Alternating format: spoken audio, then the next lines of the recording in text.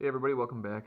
Today I want to show you how to make this carbon fiber, aluminum, and marble ring, and I'll show you all the steps that it took me to get there. And this took me quite a while, and I will say a number of steps to get this right, and the marble is a little fragile, especially when it starts to getting this thin. But I want to show you there's no seam on the inside, you can't even see it. And once it's done right, this actually doesn't have any polish on it at all. This has just been hit with like a normal kind of white jeweler's polish. So it's a very large ring. And just for reference, here is my standard wedding band. I wanted a big, kind of manly looking ring. So this is a 10 millimeter ring. And here we've got, this is almost 18 millimeters, so it is quite large. But if you're into these big, giant, kind of beefy, manly looking rings, this is certainly the one for you. I do like the carbon fiber pattern that's on here. Hopefully that shows up on camera. But this is pretty cool. It's not perfect by any means. I probably should have been a little bit more careful, and maybe that'll show up on some of them. But yeah, so stick around, and we'll show you how to put these together. And again, much bigger on this side versus this is a stainless steel band.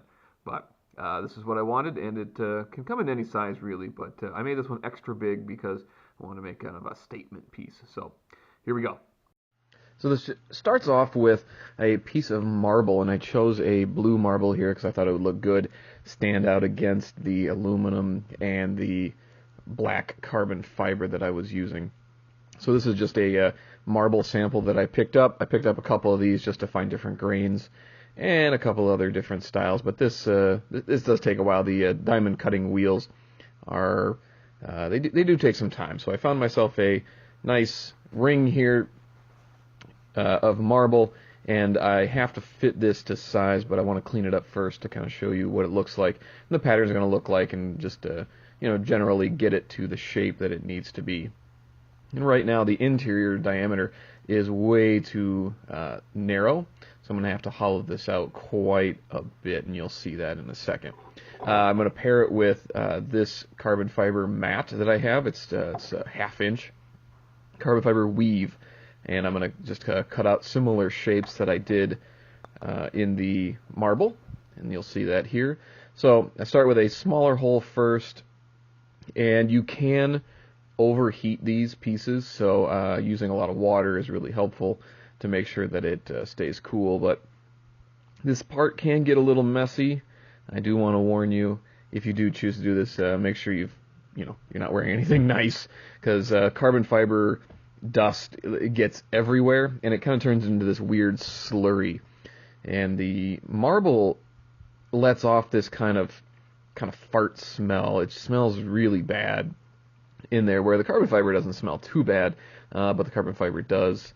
Again, it's very dusty. Wear a mask when you have this. I wore a mask through anytime I was using carbon fiber, sanding it or cutting it or anything like that, even though I did have the water there.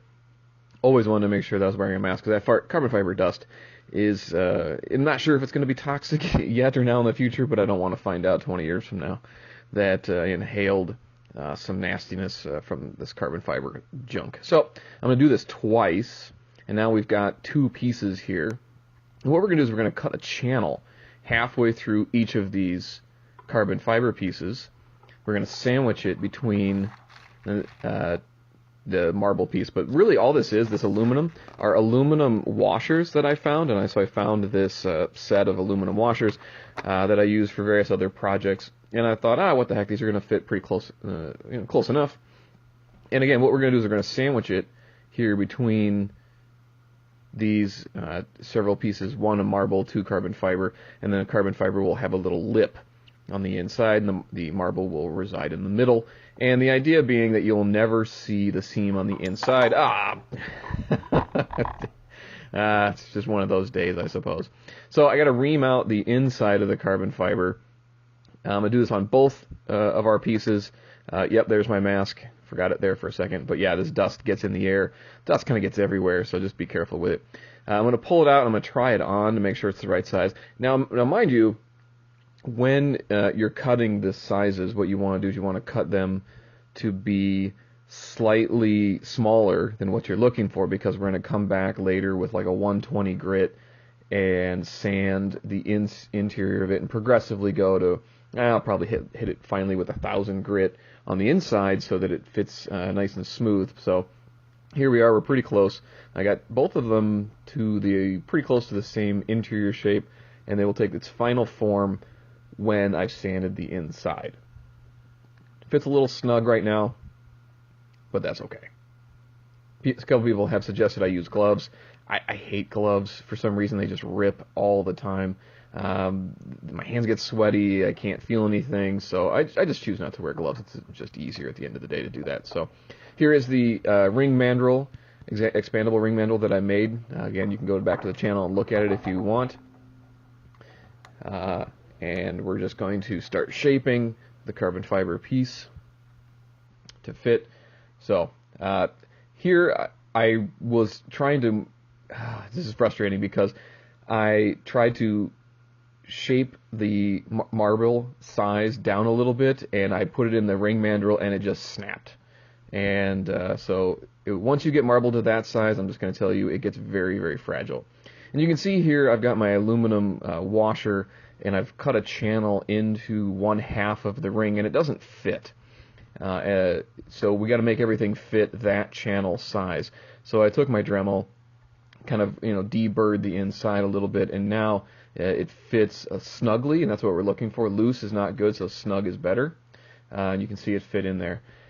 One of the other issues that I ran into was this piece here. If you go a little too thin on that carbon fiber, that seems to be the maximum limit to how thin you can get it before it just snaps off in the lathe. So it did, which, oh boy, maybe that's half a millimeter. It's very, very thin, but I really hit the limit. So I remade myself remade another marble piece because I screwed up and snapped it, and I have to make this smaller. So I'm going to sand it and sand it and sand it to make it thinner. This took a while. I'll be very, very honest, and this is 60 grit sandpaper. This took me a very long time. I did this over several days where I'd get bored. I'd walk over, sand it for 20, 30 minutes, leave, do it again, leave, do it again. It was just an over and over process. So if you found a better way to do this, if you have a bandsaw, that would work better. I unfortunately do not have a bandsaw, so this is kind of what I was left. But make sure you use a flat surface when you're doing this, because you don't want yourself an irregular shaped piece of marble. It won't make sense, and it just, in the end of the day, it just looks ugly. So this process did take a while. Marble does not like to sand nearly as quickly as I had liked, but such is life. Finally, figured it out. So here's what it looks like. I got two of my pieces, and what we're going to do is we're going to sandwich these together, and we're going to put the aluminum in the middle, and then we're going to put the marble, in between the two aluminum pieces, and then sandwich the carbon pieces together. We're going to glue it all together, and then how we're going to make it straight is we're just going to cut off each end, the two extremes of the carbon fiber, and that will make our ring nice and straight. It'll make sense here in a second. So yeah, I finally got my rings just the way I like, the thickness the way I liked it, and we're going to sandwich them together. And I think that'll look really good, especially when it's polished up. You'll start to see the grain in the marble, and it will really stand out. So that's the idea of what we're trying to do here. Don't worry so much if those don't line up perfectly, because what I did off camera was I did sand the two inside carbon fiber pieces to be flat and level. So I did kind of just sand those just real lightly with that same technique where I put it on the table and then sanded kind of in that back and forth motion, making sure not to go one side or the other. So do that figure 8 pattern. That works the best. So that's what we look like. There's the 5 pieces all together. And what we're going to do is I'm just going to take a socket here that's about the right size that slides over the ridge on the one carbon fiber piece. I'm sorry, my hand got in the way here. I forgot I was recording this.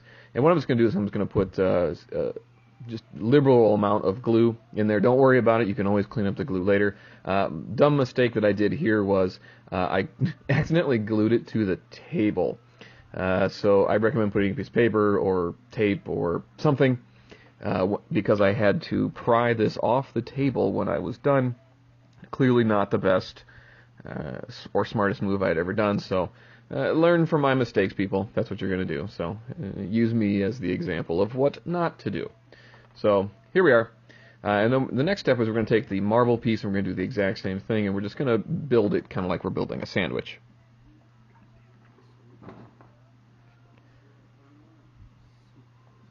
Drop something because I've got butterfingers. And again, same thing. Take our socket. And be careful with this because at this point the marble is pretty fragile when it is that thin. So my recommendation is make sure that the marble piece slides over easily so you don't have to force it like I did here. So there we go. And we've glued everything down, and I'm just going to hit it with one more piece of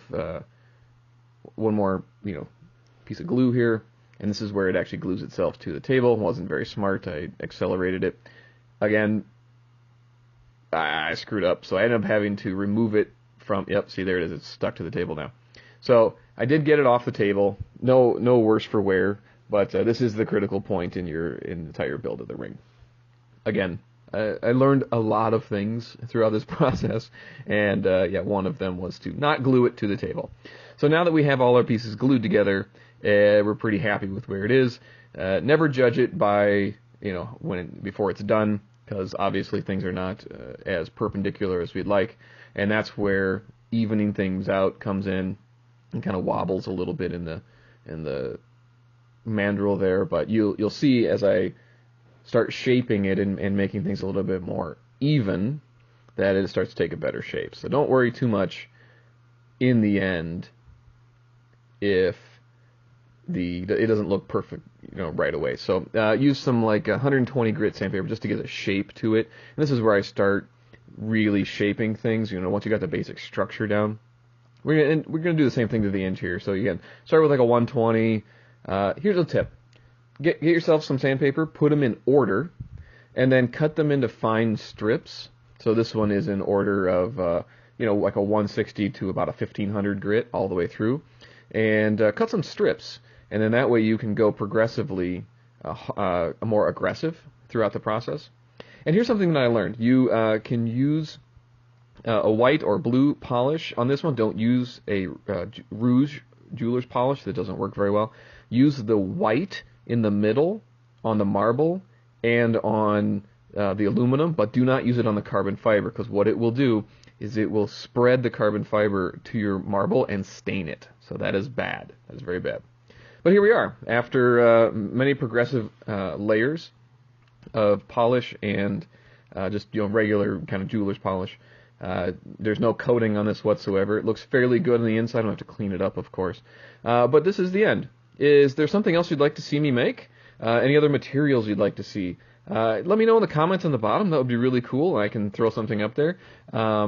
This one, of course, is my first one, so I definitely some improvements to be made. But otherwise, I'm pretty proud of it. I still wear it to this day, and looks pretty good. Get lots of neat compliments. So if there's anything you'd like to see me do in the bottom, hey, let me know, and I'll throw one together and see how it turns out. Thanks a lot, and subscribe to the bottom. Thanks a lot.